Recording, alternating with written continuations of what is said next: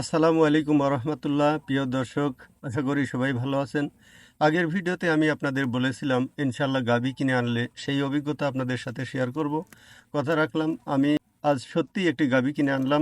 আমি যে গাভীটি কিনে এনেছি এটি একটি গর্ভবতী গাভী। গাভীটি এখন প্রায় 8.5 মাসের গর্ভবতী। খুব শিগগিরই আর একটি বাছুরের মুখ দেখতে পাবো ইনশাল্লাহ। গাভীটি দেখতে অনেকটাই সুন্দর, যদিও স্বাস্থ্য একটু খারাপ।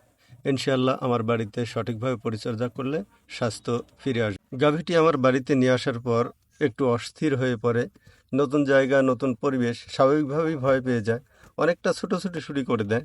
আমিও একটু চিন্তায় পড়ে যাই, কিন্তু ধৈর্য ধরে ধীরে ধীরে তার সাথে কথা বলে, হাত বুলিয়ে তাকে শান্ত করার চেষ্টা করি। আলহামদুলিল্লাহ, কিছু সময় পরেই গাভীটি একটু একটু করে শান্ত হয়ে যায়। গাভীটি আনার আগেই আমি কিছু প্রস্তুতি নিয়ে রেখেছিলাম, অর্থাৎ আমি যে জায়গাটিতে গাভীটিকে রাখবো সেই জায়গায় আগে আমার যে ষাঁড় গরুটি ছিল সেইখানে বাঁধা ছিল। তো ষাঁড় গরুটি বিক্রি করার পর সেই জায়গাটা আর পরিষ্কার করা হয়নি। তো গাভীটি আনার পর আমি সেই জায়গাটিকে পরিষ্কার করলাম, পানি দিয়ে পরিষ্কার করে ধুয়ে ফেললাম। দাঁড়ানোর জায়গাটি আরামদায়ক করার জন্য আমি বাজার থেকে আগেই 2টি কার্পেট কিনে এনে রেখেছিলাম। বিশেষ করে গাভীর দাঁড়ানোর জায়গা যেন আরামদায়ক হয়, সেই জন্য আমি বাজার থেকে আগেই 2টি মোটা কার্পেট কিনে এনে রেখেছিলাম। বাড়িতে এনে সেই কার্পেট গাভীর পায়ের নিচে বিছিয়ে দিলাম, এতে করে গাভীটি আরামে ঘুমাতে পারবে। এরপর গাভীর গায়ে যে গোবর লেগেছিল, অনেক নোংরা হয়েছিল, আমি সেগুলো পানি দিয়ে সুন্দরভাবে পরিষ্কার করে ধুয়ে ফেললাম।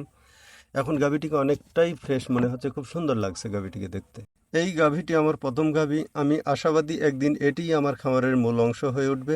ইনশাল্লাহ গাভীটি বাচ্চা হলে আরও আনন্দ পাবো। ভবিষ্যতে আরও গাভী বাড়ানোর ইচ্ছা আছে, তবে ধীরে ধীরে পরিকল্পনা করে। কারণ টাকা থাকলেই বা ইচ্ছা থাকলেই গাভী পালন করা যায় না। এর জন্য অনেক কিছু শেখার আছে, সেগুলো শিখে তারপরে গাভী পালন করতে হবে। তো প্রিয় দর্শক, গাভী কেনার এই ছোট্ট যাত্রা আপনাদের সাথে শেয়ার করে সত্যিই ভালো লাগলো। আপনারাও যদি গাভী পালনের ইচ্ছা রাখেন তাহলে পরিকল্পনা করে শুরু করুন।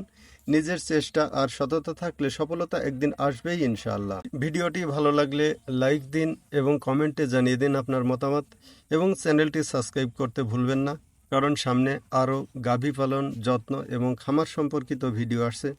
তো সবাই ভালো থাকুন, সুস্থ থাকুন। আসসালামু আলাইকুম ওয়া রাহমাতুল্লাহি ওয়া বারাকাতুহু।